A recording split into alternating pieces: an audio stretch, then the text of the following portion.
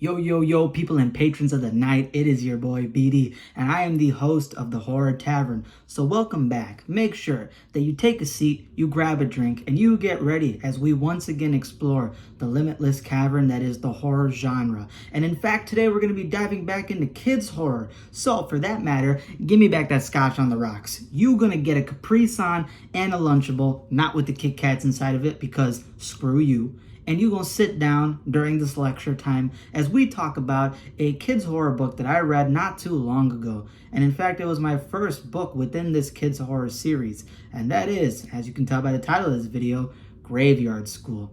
This is my first Graveyard School book, and this is a kids horror series that came out back in the day. Kind of like a Goosebumps knockoff, but to be honest, I don't really like using the whole Goosebumps knockoff term anymore just because of the fact that sometimes these kids horror series that kind of spin off of Goosebumps or compete with it can put out better stuff or equal quality stuff, and there's a lot of Goosebumps duds or mid books out there. So I try to give these other authors the respect that they deserve. So today I'm going to be talking about Graveyard School, Little School of Horrors by, of course, Tom B. Stone, which is a pen name for the author.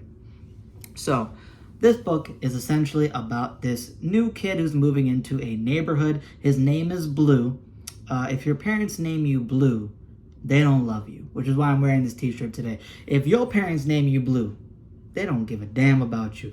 That must have meant that when they were trying to come up with your name, they decided that, well, afterwards, you know, when we buy all the Pampers, the baby food, the baby formula, them size 3 Jordan 1s, our bank account, after we look at that shit, is going to make us blue. So that's what we're going to name you after. Your name is Blue Buddy. This guy's name is really Blue. Hence the shirt. I got to represent, of course. So Blue moves into this new neighborhood and he goes to this school. I think there's a different name for the school. It's like Grave something school. But I'm going to call it Graveyard School because that's the nickname for it. He goes to this middle school called Graveyard School. And he's sort of like a younger protagonist, I think. I think he's like 12 years old, or I think he's like 11, 12, something. He's younger than what usually these 13-year-old middle school characters or 14-year-olds are. And as he goes to this school, he sees that a lot of the kids are acting weird. They act sort of eccentric. He meets like one girl who's got like I think golden hair, and she's got like mismatched colors on her, and she's got like this like very angry, compulsively angry personality where she just snaps and goes crazy on him. He's got these other kids who seem sort of normal, but they got this sort of like weird undertone to them where even though the school seems odd, they just sort of act like nothing is wrong, and they just sort of treat some of the weird stuff that makes, you know, Blue feel uncomfortable as just sort of normal. So he feels like, all right, you know, I'm the new kid. I'm not really going to get along with a lot of these kids yet. I have to find a good friend group. I have to see if I can resonate with some of them. And as he continues going to this school, he notices some weird things. First of all, like the principal. The principal is a normal looking lady, but for some reason, whenever she enters the room with these people, especially Blue, she's got this like anime villain personality. I mean, this woman is pulling up like Sukuna. She's pulling up like Doflamingo from One Piece. She's pulling up like a lot of crazy anime villain characters, and she's got this aura to her that just basically makes everybody uncomfortable. You know, the blood from their body just leaves them. They all turn pale white and fear her. And she just seems like a normal woman, just average height, a little bit shorter in fact, but she's got that intimidating presence that sort of makes Blue nervous. And as he continues going to this school, he goes to, I think, his like homeroom classroom. And when he looked into the window of the door to this homeroom classroom, he completely freaked out and snapped because he thought that he saw a classroom full of monsters, a classroom full of ghouls, werewolves, vampires, ghosts, stuff like that, Frankenstein type of monsters. He thought he saw a classroom of straight up monstrosities. And then he freaked out. Excuse me. Teacher came up, pulled him in, and clearly she shows that it's just a classroom full of normal kids. He doesn't know why he hallucinated or not. You know, he's just sort of thinking, okay, maybe I'm letting this school get to me. Maybe it's not as bad as I think it is. Maybe I'm just being the big baby here. And then as he sits down, he starts having more visions of these quick little brief flashes that he thinks that these kids might be monsters or ghouls. He also has like an encounter or like an attack scene where the plant in the room he thinks attacks him, and he gets like snap to the ground, and he thinks that this plant attacked him or something, but everybody else sort of just dismisses it and acts like he's sort of like weird. And there's this one kid in class who he starts slowly becoming friends with throughout the book that just sort of always stares at him like in a weird way, eyeballs the heck out of him, and just seems overly friendly to him all the time, and it makes him uncomfortable. And as he goes through more days in the school, he sees that these kids, eat a lot of like crazy slop. He thinks that these kids will disappear from the school at random times. Like they won't even leave school. They'll just straight up disappear at certain points. And one night he has a terrifying dream sequence where these kids that he thought were monsters from the classroom show up to his front door during like a full moon in the back, like in the front yard, and they're playing soccer with like a skull or something, or they're playing some game, and they're telling him, come outside now and play with us, Blue. And he gets freaked out accordingly. And as the book goes along, he sort of has to figure out the mystery of this graveyard school. Is there more than meets the eye here? Is he really hallucinating? Is he not?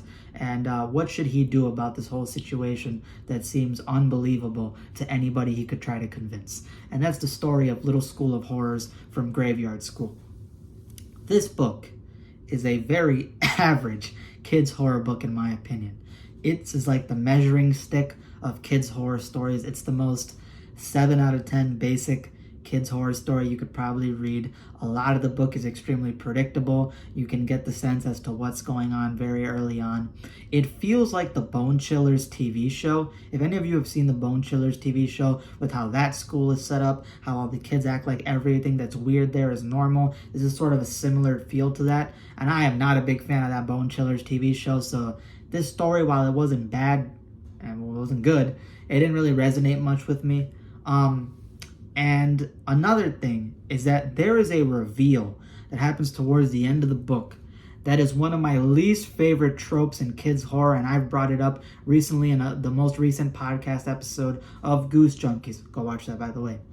And this trope is basically like that kumbaya kind of thing. I don't want to go too much into it, but there's sometimes stories you get where they try to pull this shit on you, where it's like you get all this tension, you get all this buildup, you get this mystery, and then the story will go, hey man, we're all people, man. Don't let the fangs fool you, man. We can all get along in this big blue world. And I'm like, bro, if I don't slap the shit out of you, I hate that trope. I hate that kumbaya. We're all people, man. Peace, man. I hate that stupid ass, dumbass trope. When I got to this certain point in this book, I was like, bro, is this about to be a PBS Kids sponsored message? I figured this was about to be a Curious George like infomercial. I thought Curious George's hairy, inquisitive bitch ass was about to pop up and be like, check out this Brooklyn school that our tax dollars has donated all this, 6-month supply of Crayola crayons to, which it definitely isn't my tax dollars because the IRS ain't got shit on me. All right, listen, the crayons that these kids are getting in this Brooklyn school for my tax dollars is them piece of shit crayons, them crayons that break after like 23 minutes of usage. And in fact, the wrapping often says like green, and then it'll say verde or something in another language. No, these crayon wrappings that I give these kids just says it's green, dumbass. It's pink, you colorblind bitch. And in fact, the wrappings are made out of rolling joint papers.